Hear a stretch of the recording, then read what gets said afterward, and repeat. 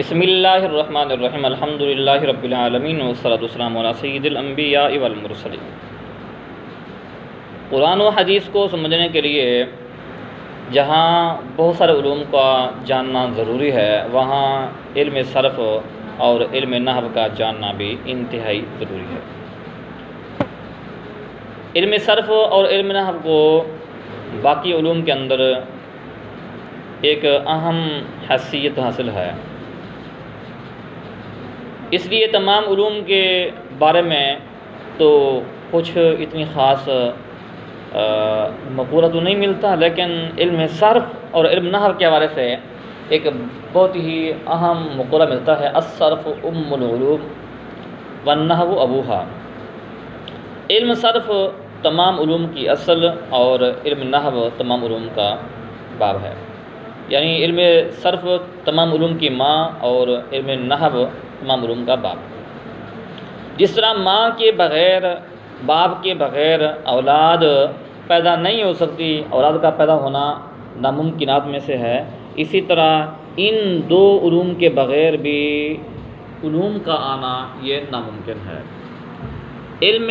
صرف میں آپ کو بتائیں گے کہ علم صرف پڑھنے سے ہمیں کیا فائدے ہوں گے۔ اس علم کے ذریعے سے ہمیں صیغوں کی پہچان ہوگی۔ جب ہمیں صیغوں کی پہچان ہوگی تو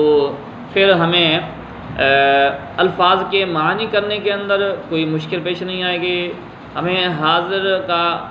صیغہ جب ہوگا تو معنی حاضر کا ہی کریں گے، غیب کا نہیں کریں گے، اور اگر غیب کا صیغہ ہوگا تو معنی ہم غیب کا ہی کریں گے۔ یہ تب ہی ہمیں پتہ چلے گا کہ کون سا صیغہ ہے اور اس کا معنی کیا بنے گا، غیب کا معنی کیا ہوتا ہے، حاضر کا معنی کیا ہوتا ہے، متکلم کا معنی کیا ہوتا ہے، اور اس میں صیغے کی پہچان کیا ہوتی ہے۔ یہ ساری طریقہ کار، ساری چیزیں آپ کو علم صرف ہی بتائے گا کہ اس میں یہ چیزیں پڑھی جاتی ہیں، اور اس میں علم صرف کو تمام علوم کی اصل قرار دیا گیا ہے، اصل کا درجہ اس کو دیا گیا ہے، تمام علوم کی ماں کا درجہ اس علم کو دیا گیا ہے۔ اور سب سے پہلے علم صرف ہی تمام علوم میں سے علم صرف کو پڑھایا جاتا ہے، پھر اس کے بعد علم نحو کو پڑھایا جاتا ہے۔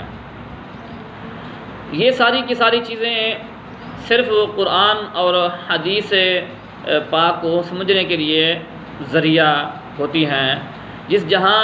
علم صرف، علم نحو کا پڑھنا ضروری ہوتا ہے، وہاں علم بلاغت، علم منطق، علم فلسفہ، علم بلاغت، علم فقہ، اصول فقہ، حدیث، اصول حدیث، تفسیر، اصول حدیث، اصول تفسیر، یہ سارے علوم پڑھائے جاتے ہیں۔ تو وہاں علم صرف بھی ایک کلیدی حیثیت رکھتا ہے۔ اس علم کے ذریعے سے ہم اپنی کلاس کا آغاز کرنا چاہتے ہیں، اور انشاءاللہ اس کلاس کو ہم آگے لے کر چلیں گے، اور جو ساتھی انشاءاللہ ہمارا یہ لیکچر سنیں گے تو انشاءاللہ کافی انہیں فائدہ بھی نصیب ہوگا۔ ہر علم کا کوئی نہ کوئی فن ہوتا ہے، ہر علم کی کوئی نہ کوئی تعریف ہوتی ہے، ایک موضوع ہوتا ہے، ایک غرض و غائد ہوتی ہے۔ تعریف سے یہ پتہ چلتا ہے ہمیں کہ اس علم کو پڑھنے کا اس میں کیا کیا چیزیں پڑھائی جائیں گی، اور ایک موضوع ہوتا ہے کہ کس بارے میں اس علم میں بحث کی جاتی ہے اور اس کا فائدہ کیا ہوگا۔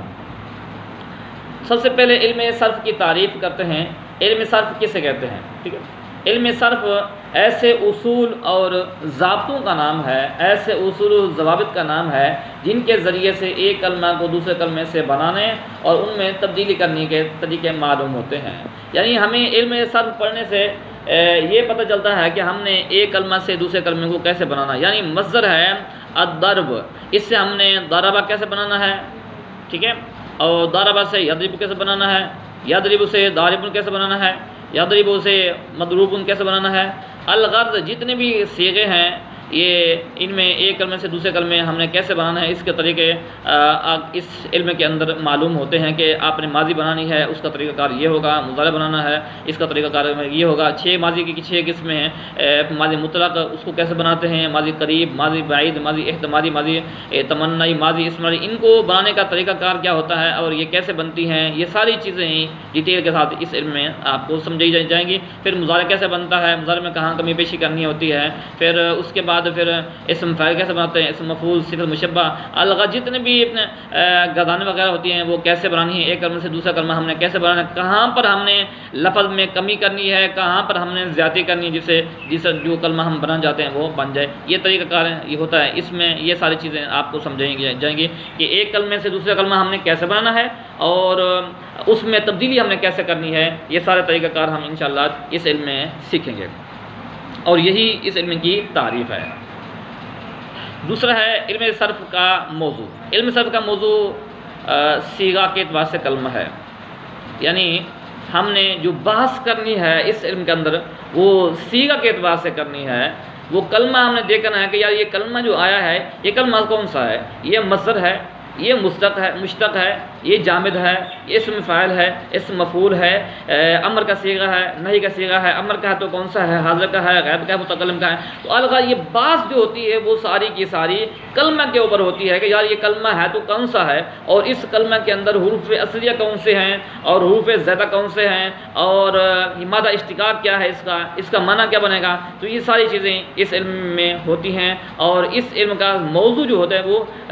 صیغہ کے اعتبار سے کلمہ ہے، یعنی ساری بات کلمہ پر ہوتی ہے۔